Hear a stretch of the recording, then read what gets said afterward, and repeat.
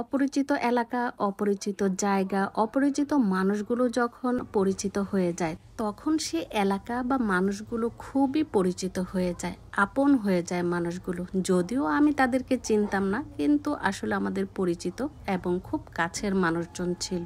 গাজীপুরের মধ্যে এই এলাকাটা যে এত সুন্দর, আর সেখানে যদি না যেতাম তাহলে আসলে বুঝতেই পারতাম না আমাদের গাজীপুরের মধ্যে কত সুন্দর সুন্দর এলাকা আছে।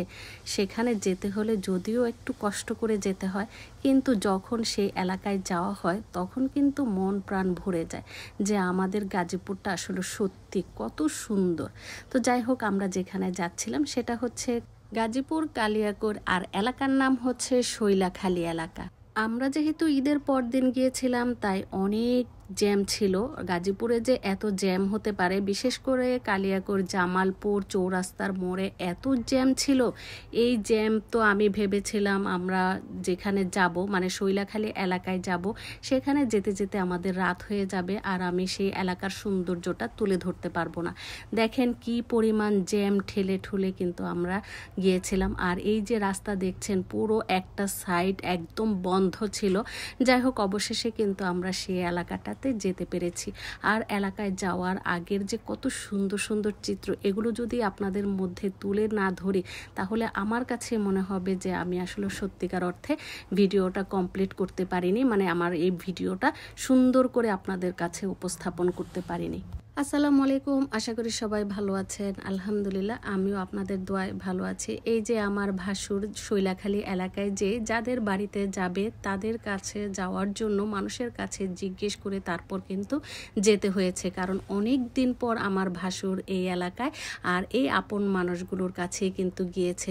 যদিও আমি তাদেরকে চিনতাম না, কিন্তু যাওয়ার পর তাদের যে আন্তরিকতা সেগুলো দেখে আমি মুগ্ধ হয়ে গিয়েছি। এখন বলি তারা আসলে কে। এই যে দেখছেন মানুষ যাদের বাড়িতে আমরা গিয়েছি, তারা হচ্ছে আমার শ্বশুর শাশুড়ির উকিল মেয়ে, আর উকিল বোনের কাছে যাবে আমার ভাসুর। সেজন্য সে অনেক দিন যাবতীয় এক্সাইটেড ছিল, তাই বলেছে ঈদের পর সে তার উকিল বোনকে দেখতে যাবে।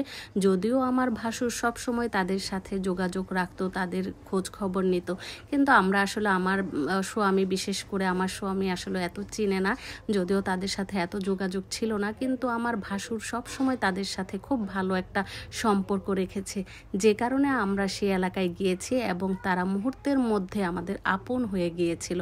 শৈলাখালী এলাকায় যাব আর সেখানকার কিছু চিত্র তুলে ধরবো না, সেটা তো হয় না। এই যে দেখেন, এই যে জায়গাটা, তার ওই পাশে কিন্তু ছিল তুরাগ নদী। তো এক পাশে তুরাগ নদী, আরেক পাশে ছিল বিশাল বড় মৎস্য খামার। তাই আমি এখানে দাঁড়িয়ে এই যে দুলা ভাইয়ের সাথে কথা বলছিলাম। শৈলাখালী এলাকাটা যে আমি খুব বেশি ঘোরাফেরা করতে পারিনি, শুধু সামান্য একটু জায়গা ঘুরে সেখানে দেখে তারপর বাসায় চলে গিয়েছিলাম, কারণ আমাদের আপা আমাদের জন্য রেডি হয়ে, মানে নাস্তা রেডি করে বসেছিল। তো অসাধারণ সব মানুষ, অসাধারণ জায়গায় গিয়েছিলাম। সত্যি আমাদের চমৎকার সময়টা কেটে গিয়েছিল ঈদের পর দিন। এই যে আপনারা দেখতে পাচ্ছেন মৎস্য খামার।